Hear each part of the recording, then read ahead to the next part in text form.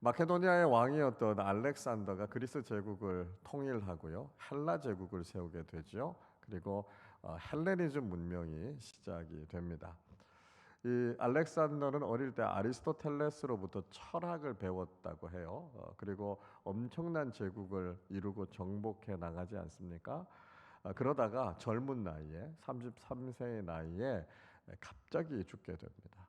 그리고 헬라 제국 속에 혼란과 여러 가지 이제 분열들이 일어나게 되죠. 그러면서 고대 그리스 세계를 이끌어가는 두 가지 아주 대표적인 철학의 사조들이 나타나게 됩니다. 하나는 이 로고스라고 하는 보편적인 이성으로 대표되는 이런 로고스를 중요하게 생각하는 철학.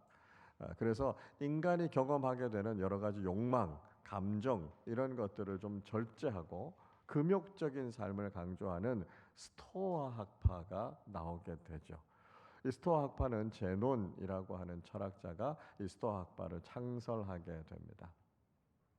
그리고요, 또 한 사람, 에피크로스라고 하는 사람이 철학의 목적은 행복을 추구하는 것이다, 이렇게 설파하게 되죠.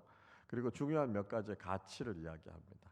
평정, 평화, 자유, 무통 이런 것들이요. 그래서 정말 그런 쾌락을 추구하고 행복을 추구하는 삶, 그것이 목표이다라고 이야기하는 에피크로스 학파가 창설이 됩니다. 자, 이들은요, 철학이라고 하는 것이 행복을 추구하는 도구가 돼야 된다, 그렇게 이야기하고요. 모든 인간이 행복할 수 있는 자격이 있다는 거죠. 모든 인간이 다 행복해야 된다, 이렇게 이야기를 합니다. 자, 물론 여기에서 이야기하는 이 쾌락이라고 하는 건 내면적인 기쁨을 이야기하는 거예요. 그래서 우리의 마음 상태가 전혀 흐트러지지 않고 어지럽혀지지 않게 평화를 이루는, 평정을 이루고 있는 상태를 가리켜서 쾌락의 쾌라는 말을 써요. 헬라어는 헤도네라고 하는 단어를 씁니다. 자, 그런데요, 이 에피크로스 학파가 무엇을 간과했냐 하면, 사람들은 이런 내면적인 기쁨 이런 것들을 추구하기보다는 눈에 보이는 거요, 일시적이고 세속적인 쾌락에 빠지는 경우들이 많다는 거죠. 그래서 이들이 추구했던 것은 내면적이고 아주 고차원적인 그런 즐거움을 추구하는 삶, 그런 행복을 추구하는 삶에 대해서 가르쳤지만, 실제로 사람들은요, 육체적인 쾌락에 빠져버린 거예요. 돈이 주는 기쁨, 성적인 타락, 음식을 좋아하는 식탐, 그리고 여러 가지 타락한 문화 속에 빠져버리게 되는 것이죠. 여러분, 세상이 주는 기쁨은요, 특징이 있어요. 무슨 특징이냐면 이게 영원히 지속되지 않는다는 거예요. 금방 사라져버리고 약해지게 된다라고 하는 것이죠. 그리고 같은 강도로 자극을 주면 나중에는 여기서 쾌락을 느끼지 못합니다. 그래서 더 강하고 더 자극적인 것들을 가져야만 그 정도의 쾌락을 경험하게 되는 것이죠. 그러다 보니까요, 중독에 빠지게 됩니다. 술, 담배, 마약, 도박, 더 자극적이고 더 강한 것들, 그런 것들로 인해서 결국은 우리 인생이 망가지게 되는 경우들이 많더라라고 하는 것이죠. 그래서 세상적인 쾌락을 추구하면서 살아가는 것들이 도에 지나치게 되고요, 그것이 결국 우리 인생을 오히려 불행하게 만드는 경우들이 많죠. 여러분, 현대는 어떻습니까? 현대를 살아가는 사람들도요, 쾌락을 추구하면서 살아가죠. 과거에는 그렇지 않았어요. 과거에는 사람들이 그래도 모든 사람들이 같이 동의할 만한 그런 공공의 선, 보다도 고차원적인 가치, 이런 것들을 추구하기 위해서 개인의 자유를 제한하고 또 이런 것들을 절제할 줄 아는 것들을 미덕이라고 생각했단 말이죠. 적어도 모더니즘 사회 속에서는 그랬다는 겁니다. 우리 공동이 같이 합의하고 있는 선, 윤리 이런 것들이 거대 담론으로 존재하고 있었다는 거예요. 이걸 따라서 살아가는 것이 옳은 것이다, 이렇게 생각했고요. 그러기 위해서 개인의 자유를 스스로 제한하기도 했다는 것입니다. 이걸 미덕으로 생각했죠. 그러나 우리 사회가 포스트 모더니즘 사회로 빠르게 변화되기 시작하면서 이제 더 이상은 타인이나 공동체를 생각하는, 그래서 우리가 이런 것들을 양보하고 또 한 걸음 물러서고 이런 것들이 구시대적인 발상으로 치부되고 말았습니다. 오히려 어떻게 하면 내가 더 많은 것을 즐길 수 있을까라고 하는 것이 많은 사람들의 관심사가 돼버렸다는 거죠. 까르페 디엠이라고 하는 말 아시죠, 여러분? 오늘을 즐기라는 거죠. 오늘 내가 누려야 할 쾌락을 누리는 것에 모든 사람들의 관심이 거기 쏠려 있는 겁니다. 그렇게 살아가다 보니까 내가 더 즐기기 위해서 다른 사람들에게 피해를 주기도 하죠. 내 기쁨을 극대화시키기 위해서 다른 사람들을 해치기도 합니다. 심지어는요, 우리가 가지고 있는 신앙까지도 내 행복을 위한, 나의 기쁨을 위한 도구로 전락되어 버리는 경우들이 종종 있는 것을 볼 수 있습니다. 얼마 전에 굉장히 큰 인기를 끌었던 OTT 시리즈 중에 오징어 게임이 있지 않았습니까? 경제적으로 굉장히 밑바닥에 있었던 사람들 456명이 자기 목숨을 건 내기 게임에 올인을 하게 되는 겁니다. 그리고 한 사람 최후의 승자가 돼서 그 456억의 상금을 받기 위해서 정말 목숨을 걸고 싸우잖아요.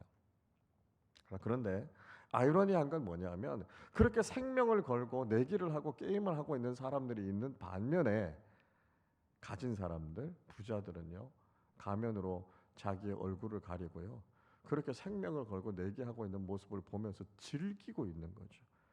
자신들의 쾌락을 채우고 있는 겁니다. 등장인물 중에 깐부 할아버지로 알려진 우리 일남 선생님 있잖아요. 이 사람이 사실은 이 게임을 시작하고 주도한 기업의 회장님입니다. 근데 이분이 직접 이 게임에 참여를 하게 되죠. 아니, 이분이 사실 이런 게임에 참여할 만한 아무런 동기가 없습니다. 아무런 이유가 없어요. 그럼에도 불구하고 이분이 이 자리에 참여하게 된 이유에 대해서 그는 이런 이야기 하죠. 보는 것이 직접 하는 것보다 더 재미있을 수가 없지, 그런 이야기를 합니다. 그러니까 무슨 이야기일까요? 내가 보고 있는 것보다 내가 저 짜릿한 자리에 같이 참여해서 있는 것이 더 재밌다는 거예요. 더 쾌락을 추구할 수 있다는 거예요. 그래서 그 자리에 참여하게 됐다, 그런 이야기를 하지 않습니까? 오늘날 살아가는 많은 사람들이 바로 이 쾌락, 즐거움을 누리기 위해서 자신의 인생을 내던지고 있다는 거예요. 여러분은 어떻게 살아가고 계십니까? 여러분의 삶에 있어서 여러분이 추구하는 기쁨과 즐거움은 어떤 것들입니까? 우리는 포로로부터 돌아온 남유다의 사람들이 성전을 재건하게 된 이야기를 지난주에 살펴봤습니다. 바사의 왕이었던 고레스가 칙령을 내리죠. 그리고 포로들을 예루살렘으로 다 돌아가게 합니다. 그리고 그들을 돌아가게 한 목적은 그곳에 예루살렘 성전을 다시 재건하도록 하기 위함이었습니다. 근데 성전을 다시 짓는다라고 하는 것이 결코 순탄하지가 않았습니다. 포로로 끌려갔던 남유다 사람들이 돌아와서 예루살렘에서 성전을 짓는다고 하니까요, 북쪽 지역에 살고 있었던 사람들, 그러니까 북이스라엘 사람들이죠. 예수님 시대 당시로 이야기하면 사마리아 사람들입니다.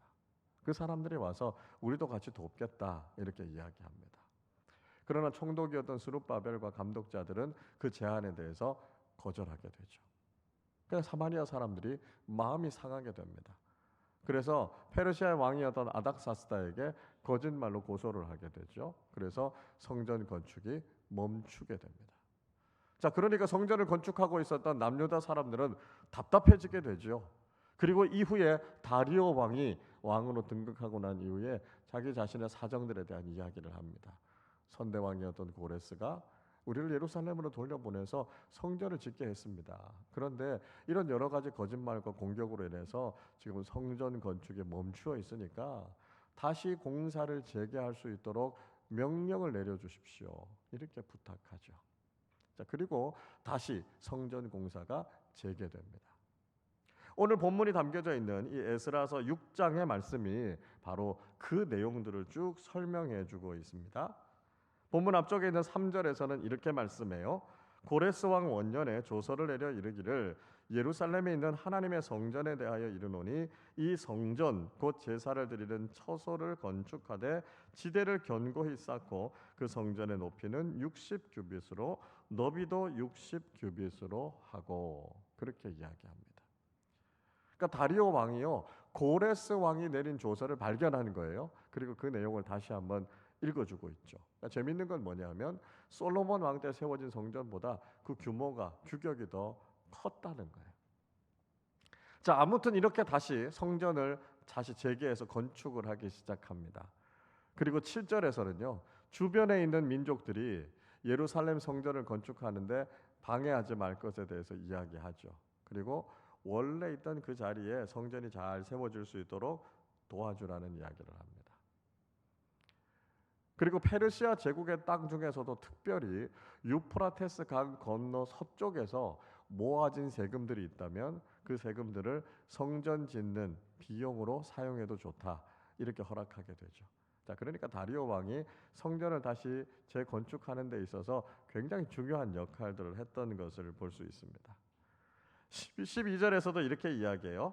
만일 왕들이나 백성이 이 명령을 변조하고 손을 들어 예루살렘 하나님의 성전을 헐진대 그곳에 이름을 두신 하나님이 그들을 멸하시기를 원하노라. 나 다리오가 조서를 내렸노니 신속히 행할지어다 하였더라 말씀합니다. 자, 다리오 왕은요, 이 일들을 좀 신속하게 진행해라, 그렇게 부탁하고 있습니다. 만약에 왕이든지 백성이든지 하나님의 성전을 짓는 일을 방해하는 사람이 있다면 하나님께서 그를 벌하실 것이라고요. 그래서 이 일을 순조롭게 잘 진행해 달라라고 하는 것을 부탁하게 됩니다. 자, 그래서 성전 공사가 이제 거의 마무리하는 단계까지 이르게 되죠. 13절은 이렇게 말씀합니다. 다리오 왕의 조서가 내림에 유브라데강 건너편 총독 다뜨네와 스달보스네와 그들의 동관들이 신속히 준행하니라, 그렇게 이야기하고 있습니다. 자, 이 다뜨네라고 하는 사람은 어떤 사람인가 하면요, 유브라데강 서쪽 전체를 관할하는 총독들 전체를 관할하는 아주 높은 직위에 있는 사람이었습니다. 처음에는 예루살렘 성전을 짓는 것을 보고 이거 왜 짓느냐, 이거 누가 짓게 한 거냐 질문을 했던 사람이었어요.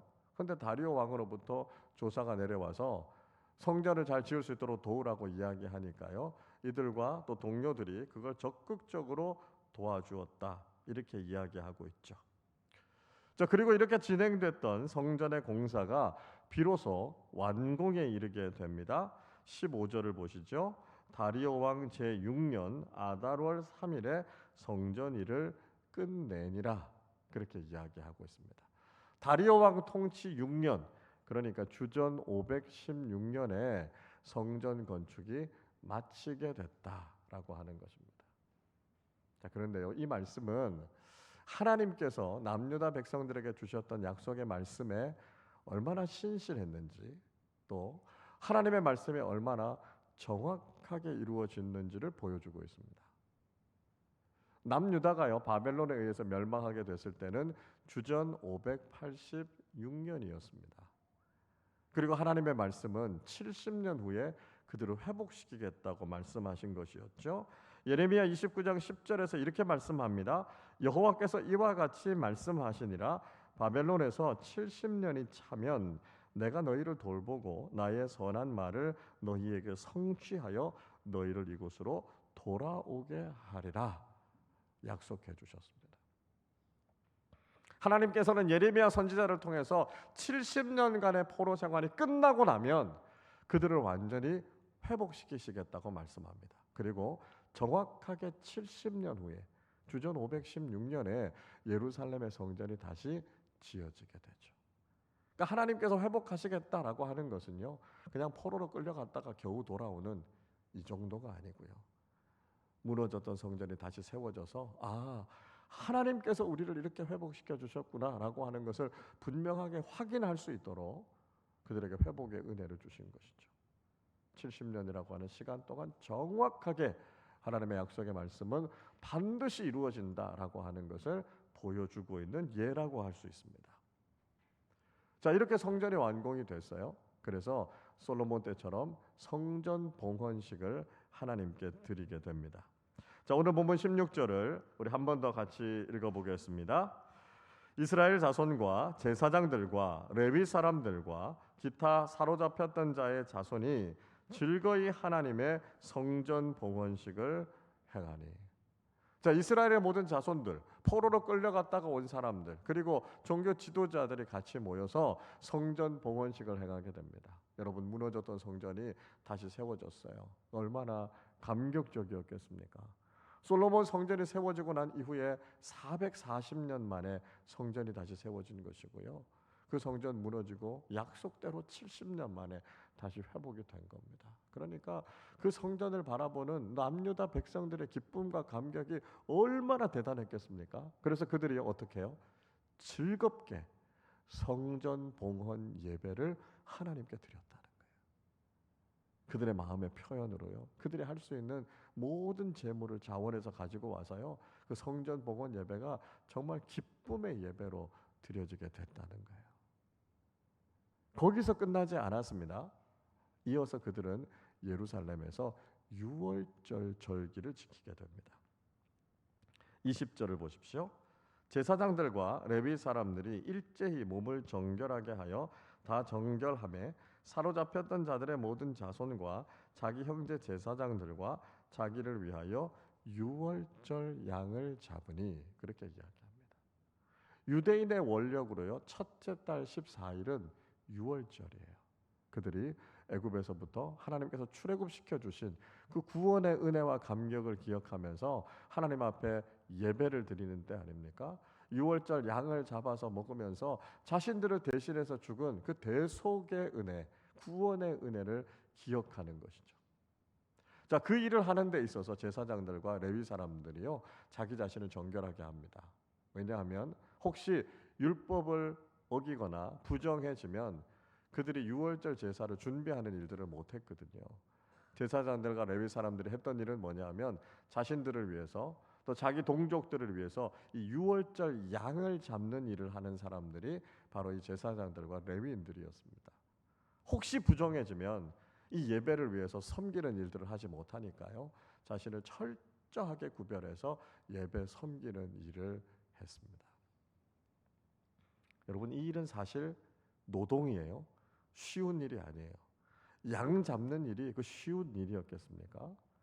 그러니까 이들이 예배를 위해서 섬기고 봉사하는 일을 해야 하는 것이죠. 그러니까 이 일은 그들에게 어려운 일일 수도 있었을 거예요. 그러나 적어도 이 순간만큼은 그들에게 조금 더 힘들지 않았을 겁니다. 왜냐하면 70년 만에 예루살렘으로 돌아와서 예루살렘 성전이 다시 지어진 그 현장 속에서 하나님 앞에 감격적으로 유월절 예배를 드리니까요, 이 정도의 수고는 아무렇지도 않다는 것이죠. 오히려 그렇게 섬길 수 있는 게 기쁨이고요, 그렇게 봉사할 수 있는 것이 큰 축복이었다라고 하는 것이죠.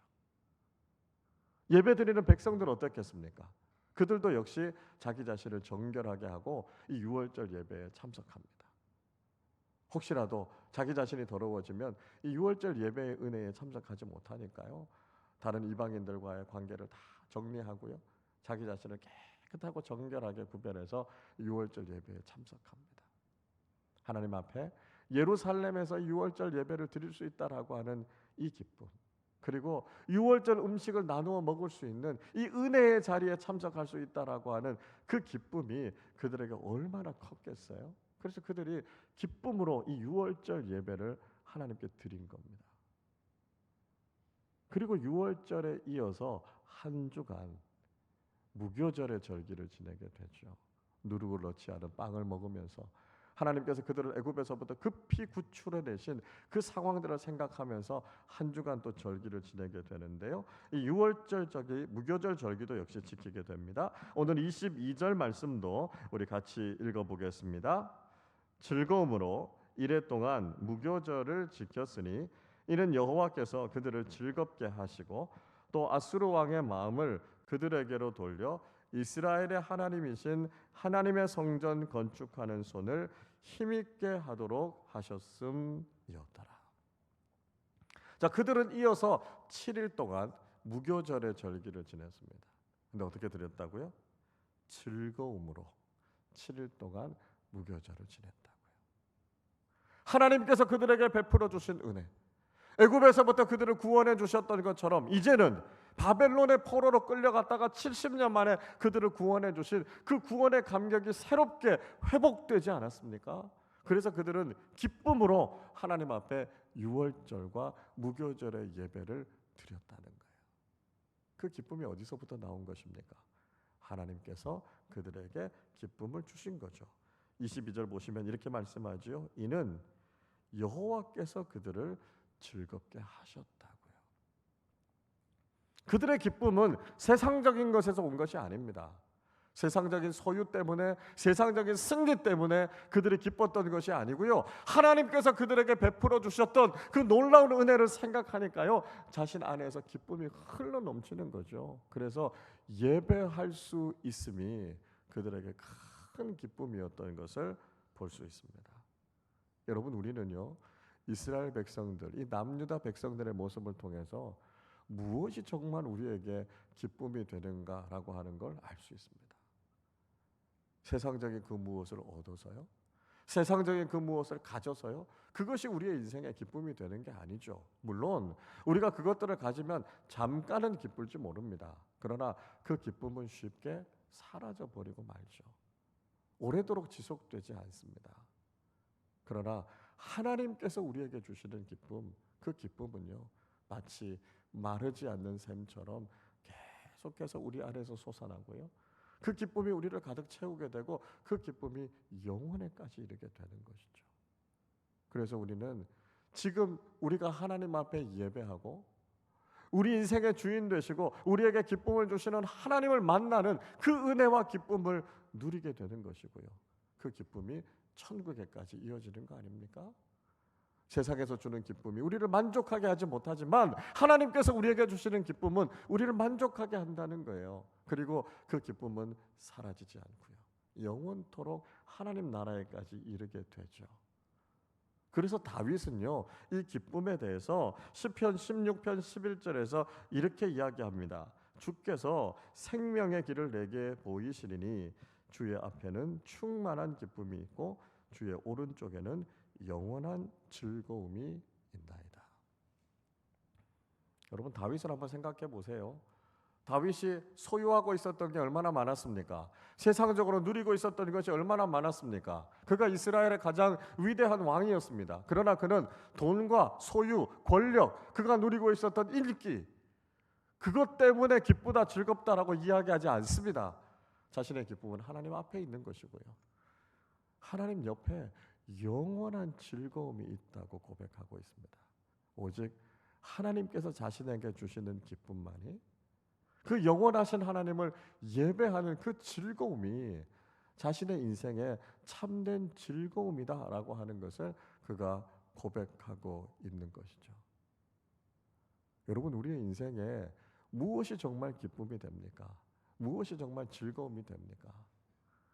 안타까운 것은요, 그리스도인들조차도 세상에 있는 그 무엇을 가지면 우리의 인생이 굉장히 행복하고 기뻐질 것이라고 생각합니다. 그래서 세상의 가치를 추구하고 그것을 가지고 그것으로 만족하려고 하죠. 그러나 앞에서도 말씀드렸던 것처럼 여러분, 그것을 가지고 있다고 해서 그 기쁨이 오래도록 지속되지 않습니다. 오히려 그 기쁨은 쉬 사라져 버리고요, 그렇기 때문에 더 강한 것, 더 자극적인 것들을 구하다가 오히려 우리 인생이 망가지는 경우들이 더 많다는 거예요. 세상적인 그 무엇이 우리에게 진짜 기쁨을 주거나 정말 즐거움을 주는 게 아니라는 것이죠.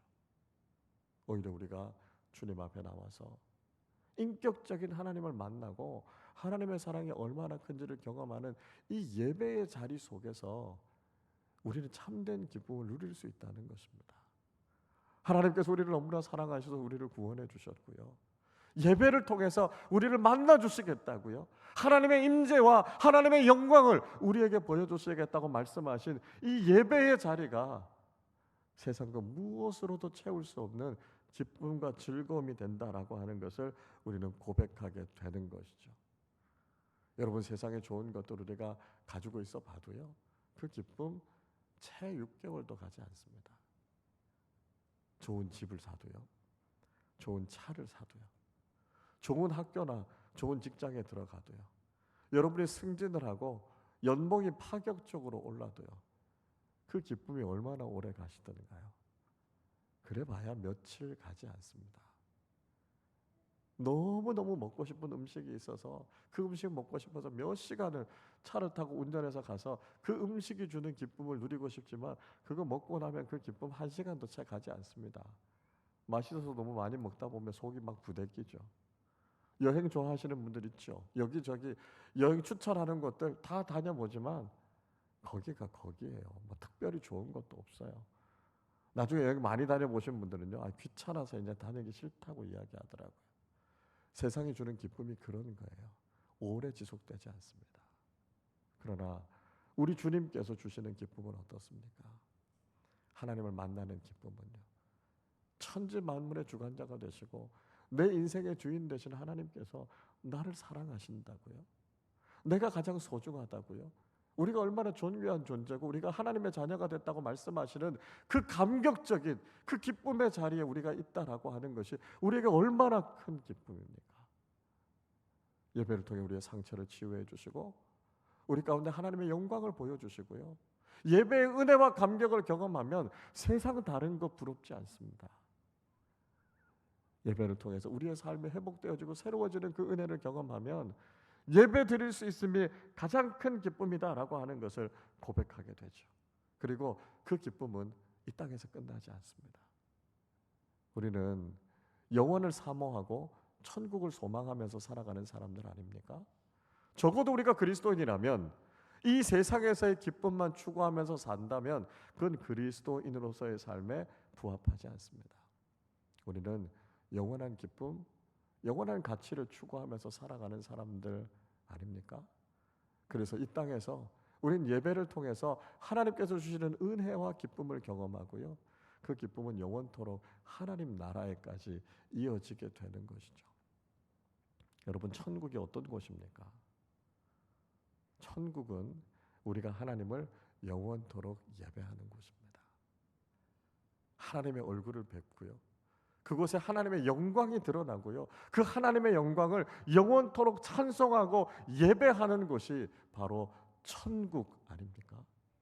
근데 여러분, 만약에 우리가 이 땅을 살아가는 동안 예배하는 기쁨, 예배를 통한 즐거움을 누리지 못한다면 우리가 천국에 가서 드리는 예배가 여러분에게 기쁨이 되겠습니까? 즐거움이 되겠습니까? 예배의 기쁨을 누리지 못하는 사람들은요, 천국에 가서도 그 기쁨 누리지 못할 겁니다. 아니, 좀 더 정확하게 말씀드리면 그런 사람 천국에 못 갑니다. 천국은요, 예배의 기쁨이 무엇인지, 그 감격과 즐거움이 무엇인지를 깨닫고요, 그 기쁨이 가장 충만한 하나님 나라의 영원한 예배의 즐거움을 아는 사람들에게 허락된 곳이 바로 천국이라는 것이죠. 그래서 우리가 이 땅을 살아가는 동안 하나님 앞에 예배하는 것이 우리의 인생의 가장 큰 즐거움임을 깨닫고요, 그 기쁨이 하나님 나라에까지 영원히 이어지게 된다라고 하는 것을 믿음으로 고백하고 경험할 수 있는 사람들이 진정한 그리스도인들이고요, 천국 백성이다라고 하는 것을 알아야 한다는 것이죠. 여러분, 어떤 즐거움을 추구하면서 살아가고 계십니까? 여러분에게는 무엇이 정말 기쁨이 되고 있습니까? 세상에 그 무엇을 가진다 할지라도 우리에게 만족이 없습니다. 그 기쁨은 영원토록 지속되지 않습니다. 그러나 우리 인생의 창조자가 되시고 내 삶의 주인이 되시고 나를 너무나 사랑하시는 참된 아버지이신 하나님을 만나는 이 예배의 자리는요, 우리에게 주시는 놀라운 기쁨의 현장이고요, 세상 그 어떤 즐거움과도 바꿀 수 없는 놀라운 축복의 자리임을 여러분 기억하시기를 바랍니다. 우리는 이제 내일부터 한 주간 말씀 잔치, 천국 잔치를 함께 나누게 될 겁니다. 신앙 사역을 통해서, 특별 새벽 기도회를 통해서 하나님께서 우리에게 풍성한 기쁨의 은혜를 준비하고 계십니다. 여러분, 그 은혜를 누리실 준비가 되셨습니까? 세상의 그 무엇으로도 우리의 빈 가슴은 채워지지 않습니다. 그것이 우리에게 참된 기쁨과 소망이 되지 못한다는 말입니다. 그러나 하나님께서 예배를 통해 우리에게 주시는 그 은혜와 기쁨은 세상 그 무엇도 빼앗아갈 수 없고요, 영원토록 지속되는 참된 기쁨이요 즐거움임을 여러분 잊지 마시기를 바랍니다. 한 주간 신앙 사경회와 특별 새벽 기도회를 통해서 예배하는 기쁨을 회복하실 수 있기를 바라고, 주님 앞에 서는 그날까지 온전한 예배자로 예배를 통해 하나님께서 주시는 풍성한 은혜를 누리고 나누며 살아가는 우리 모두가 되시기를 주님의 이름으로 축원합니다. 우리 시간에 함께 찬양하고 기도하는 시간을 좀 가질 텐데요. 여러분 잘 아시는 찬양입니다. 주께와 엎드려 경배드립니다. 예배드림이 우리의 기쁨이 됩니다. 여러분, 우리가 이 고백을 담아서 함께 찬양하도록 하겠습니다.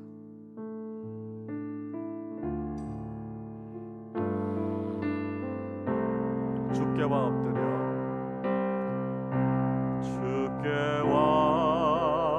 엎드려 경배드립니다. 주 계신 곳에 기쁨 가득, 무엇과도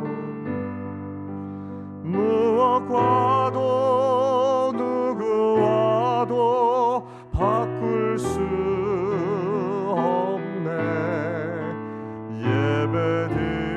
예배드림이 기쁨돼. 우리 한 번 더 고백할까요? 주께와 엎드려 경배드립니다. 주께와 엎드려 경배드립니다. 주 계신 곳에 기쁨 가득, 무엇과도 누구와도 바꿀 수 없네. 예배드림이 기쁨돼.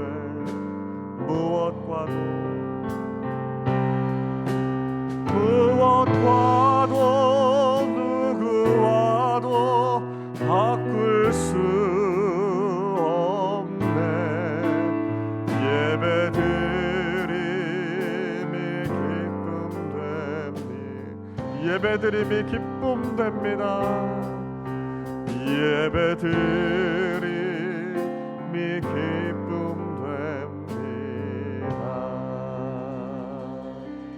우리 시간에 함께 기도하겠습니다. 여러분, 세상에 무엇이 여러분을 정말 기쁘게 하고 즐겁게 할 수 있다고 생각하십니까? 그런 건 없습니다. 다 속임수입니다. 내가 많은 걸 가지고, 내가 높아지고, 내가 세상적인 그 무엇을 움켜쥐었다고 해서 여러분의 인생에 영원한 기쁨과 즐거움이 있는 게 아닙니다. 오히려 그것이 여러분의 인생을 망가뜨릴 수도 있습니다. 하나님과의 관계 속에서 세상적인 가치를 제대로 자리매김하지 않으면 세상적인 가치는 여러분에게 기쁨이 되는 것이 아니라 여러분의 인생이 불행이 될 수도 있습니다. 그러나 여러분, 우리의 삶을 정말 만족하게 하고요, 우리의 삶에 영원한 기쁨과 즐거움을 주는 것은 하나님을 만나는 예배의 시간입니다. 나의 아버지이신 하나님, 내 삶의 주인이신 하나님, 나는 연약하고 부족하지만 능력의 손으로 나를 붙잡아 주시는 하나님의 능력을 경험할 수 있는 이 예배의 시간, 이것은 우리에게 너무나 놀라운 축복이고 은혜입니다.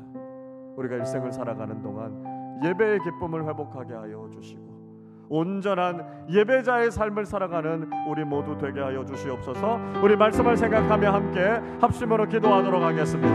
하나님 아버지, 감사합니다.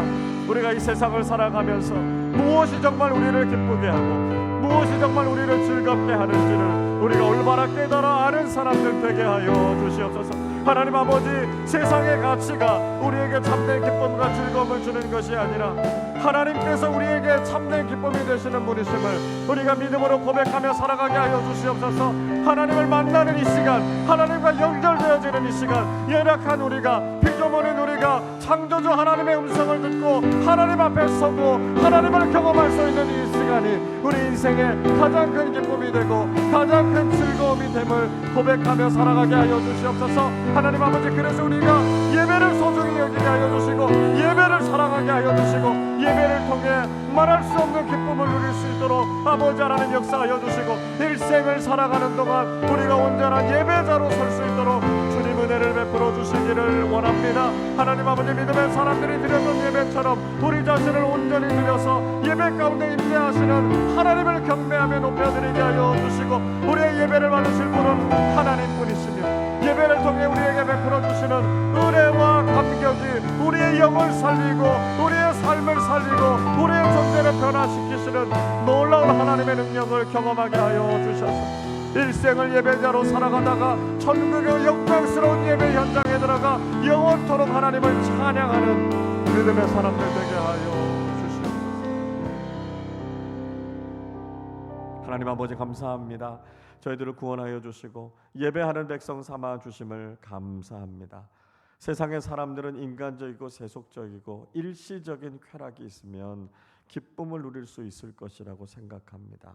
그러나 그것이 우리에게 참된 만족을 주지 못하고 오히려 그것이 우리의 인생을 망가뜨리는 것을 참 많이 경험하게 됩니다. 여러분, 하나님께서 우리에게 주시는 참된 기쁨은 바로 하나님을 예배하는 기쁨임을 우리 모두가 깨닫게 하여 주시고 우리가 예배를 통해 하나님을 만나는 것이 우리의 큰 기쁨이 되게 하시고 우리의 인생의 주인 되시며 아버지가 되시는 하나님 앞에 서는 이 예배의 자리가 가장 소중함을 우리 모두가 깨닫게 하여 주옵소서. 예배할 때마다 기쁨과 감사가 넘쳐나게 하여 주시고 구원의 감격을 가지고 하나님 앞에 예배하는 참된 예배자들 되게 하여 주옵소서.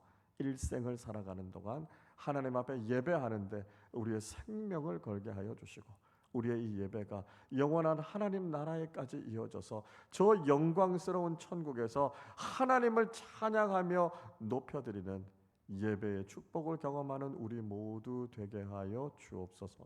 감사드리며 우리 주님 예수 그리스도의 이름으로 기도하옵나이다. 아멘.